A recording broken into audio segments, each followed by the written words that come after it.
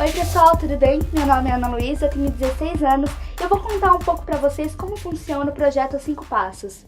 No final do ano de 2015, eu fui conhecer uma instituição beneficente com várias crianças e adolescentes de zonas carentes da região Bragantina. E chegando lá, eu fui conversar com eles sobre o que é o Estatuto da Criança e do Adolescente, qual a importância da nossa participação, e eu descobri que poucos deles já haviam tido contato com essa realidade em que eles têm o direito de levar sua voz para o mundo.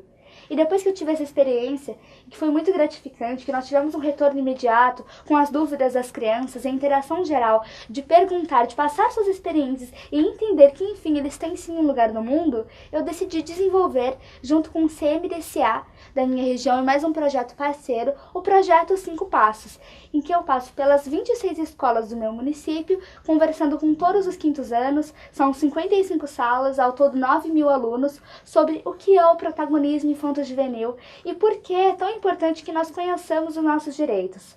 Então, toda a palestra, que dura mais ou menos umas 2 horas, é regida por várias dinâmicas e uma conversa geral, em que a ideia é que eu os ouça para entender as suas ideias, que eu possa esclarecer algumas dúvidas e chegar a um consenso. O nome do projeto é os 5 Passos, porque eu brinco sempre que para caminhar na direção de um Brasil mais justo para essas crianças e adolescentes, nós só precisamos dar 5 passos.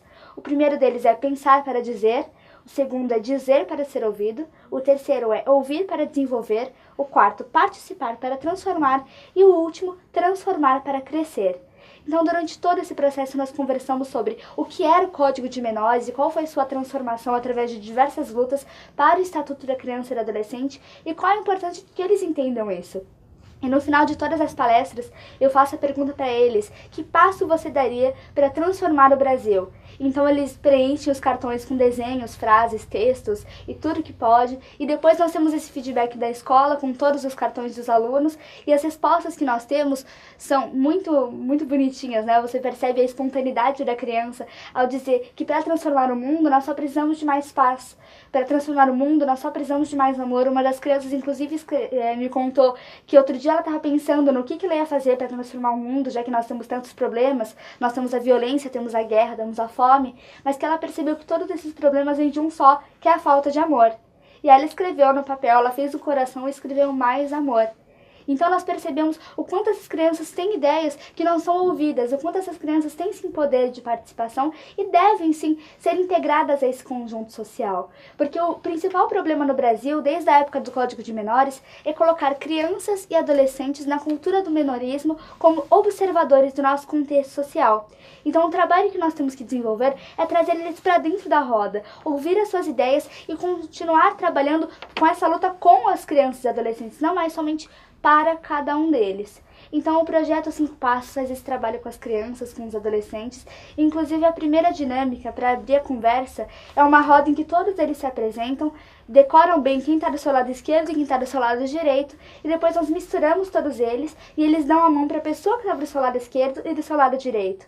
E depois nós soltamos esse nó sem soltar as mãos. E aí eu pergunto no final, e eu brinco, quem achou aqui que isso podia não dar certo? E todo mundo levanta a mão, porque forma-se um nó tamanho que parece impossível de ser resolvido. E aí eu pergunto para eles, e vocês sabem por que deu certo?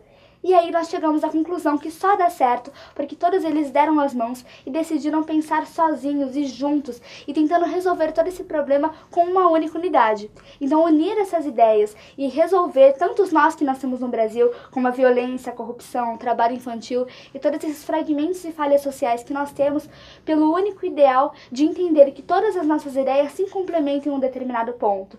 E que é assim que nós vamos resolver todos esses nós e finalmente crescer enquanto cidadãos.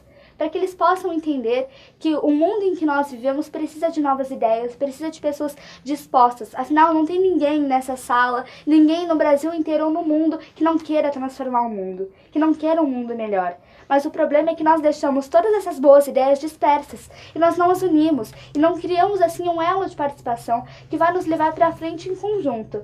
Até tem a lenda do Ubuntu, que aconteceu em um dos países da África, em que um antropólogo foi fazer um experimento social e ele colocou todas as crianças em uma linha de chegada e no outro lado uma cesta de doces. E ele disse, o primeiro que chegar lá leva a cesta para si. Então, depois que ele deu a partida, todas elas deram as mãos e caminharam em conjunto até a cesta para que todas elas ganhassem. Então o Ubuntu traz bem essa prática do que é ser um cidadão e o que é ter essa experiência de convidar mais pessoas para lutar com você. Porque eu só sou o que sou porque nós todos somos juntos.